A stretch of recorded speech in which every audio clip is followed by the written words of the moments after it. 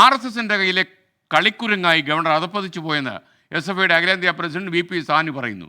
BJP സംസ്ഥാന അധ്യക്ഷനുമായുള്ള കൂടിക്കാഴ്ചയ്ക്ക് ശേഷമാണ് ഗവർണർ ഇത്തരം നിലപാടെടുക്കുന്നത്.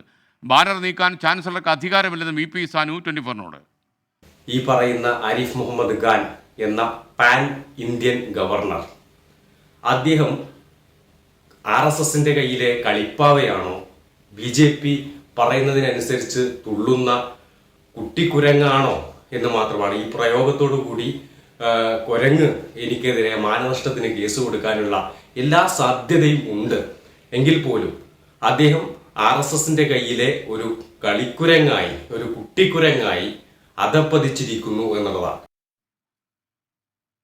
SFI അഖിലേന്ത്യാ പ്രസിഡന്റ് VP സാനുവാണ് ഈ അഭിപ്രായം പ്രകടിപ്പിച്ചിരിക്കുന്നത്. 24 അഞ്ചിന്റെ വജ്രത്തിളക്കം.